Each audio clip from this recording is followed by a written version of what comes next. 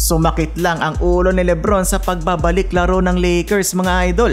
Pinakitaan lang ng windmill dunk ni Wembanyama na dilubyo sa dami ng turnovers. Eto na mga idol, matapos mapuspone ng ilang games dahil sa nangyaring wildfire sa Los Angeles, balik laro na ulit ang LA Lakers kontra sa kupunan ni Wemby na San Antonio Spurs. 7-0 run agad ang Lakers mga idol, mukhang larong-laro ang kupunan ni LBJ. Putback sila mula kay Dabrao at 3 mula kay Reeves. Natapos ang drought ng Spurs sa quick 5 points ni Basel at 200 slam dunk ni Wembanyama. Nagkasagutan pa ang dalawa, tinirahan ni Wemby ng perimeter si LBJ. Bumawi agad si King James ng 3-pointer. Matindi ang sagutan ng dalawang kupunan, etong alien rookie nakakarami na agad ng puntos. Hindi naman papatalo si AD, bully ball move ang ginawa sa alien. Lumamang na hanggang 7 ang San Antonio 28-21. Pasok naman ang 3 ni Gabe Vincent sa kanyang favorite spot sa corner. End ng quarter mga idol, 28-26, down ng 2 points ang LA Lakers. Second quarter, LeBron James with a between the legs hesi pull up, tabla ang laban all 28. Di pa tapos sa mga moves si King James, eto nagiging paborito na ni Lebron gawin ang one-legged fadeaway, pasok pa din mga idol. Si Wemby patuloy lang sa pagpukol ng 3 pero ang Lake Show mukhang nakukuha na ang rhythm.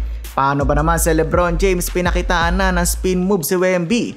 Talagang nag-showtime na ang Lakers, AR-15 to Max Christie alley-oop play sa fast break.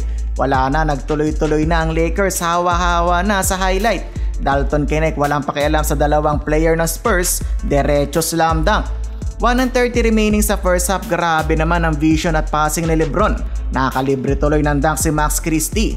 62-53 lamang ng siyam ang Lakers. Third quarter, mukhang gigil humabol ang alien rookie, may gigil sa kanyang dunk. Matinding run ang ginawa ng San Antonio, 15-5 run mga idol. Si Lebron James nangangalabaw na lang sa ilalim, nabigyan tuloy ng di oras ang kanyang tropa na si Chris Paul. Napangiti na lang din doon si LBJ. Ed ng third, tabla ang laban all 89. Fourth period, mukhang in control ang San Antonio. Crucial din kasi mga idol ang turnovers ng Lakers. Meron ng 16 turnovers kaya't ginaganahan lalo ang kalaban. 6-minute mark nga mga idol, halos 3 sunod na turnovers ang ginawa ng LA. Pumalo na tuloy sa double digit ang kalamangan, 109-96. 3 remaining in the game, 20-point lead bigla ang lamang nila Wemby. Last 2 minutes mga idol, pinaupo na sina Lebron James at AD, suko na si Coach JJ Redick. Final score 126-102, panalo pa ang San Antonio. Castle, Wemby at Basel pareho may tig 23 points, sayang naman ang 30-point game ni AD.